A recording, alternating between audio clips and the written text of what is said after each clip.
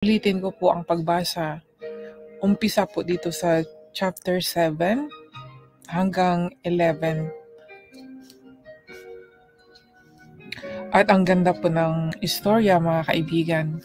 Atin pong alamin ang tungkol po sa istorya ni Parao at Moises, mga Israelita po, mga kaibigan, kung paano po sila napaalis sa Egypto. Itong si Parao po ay nagmamatigas dahil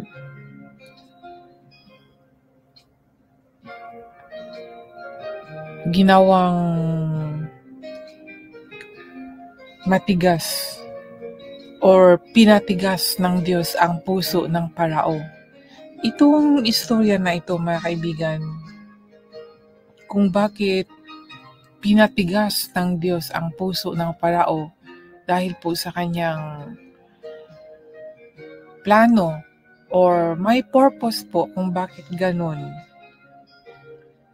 na ang ating Diyos ay para sa mabubuti ang itinuturo, di po ba? Pero dito po, naging halimbawa po ang Parao dahil sa kapangyarihan ng Diyos.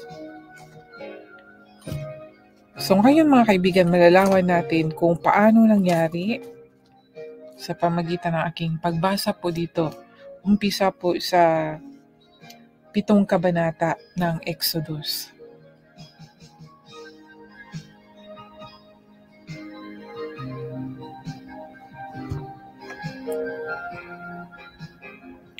Umpisahan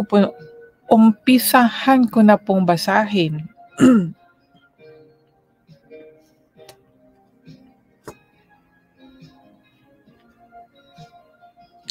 Exodus chapter 7 mula sa unang versikulo hanggang sa 24. Inutusan ng Panginoon si Aaron na magsalita para kay Moises. Nang nakikipag-usap ang Panginoon kay Moises sa Egypto, sinabi niya kay Moises, "Ako ang Panginoon. Sabihin ninyo sa Paraon na hari ng Egypto ang lahat ng sinabi ko sa iyo." Pero sinabi ni Moises sa Panginoon, "Hindi po ako magaling magsalita, kaya hindi makikinig ang Paraon sa akin." Sinabi ng Panginoon kay Moises, "Makinig ka, gagawin kitang parang Diyos. Gagawin kitang parang Diyos sa Paraon."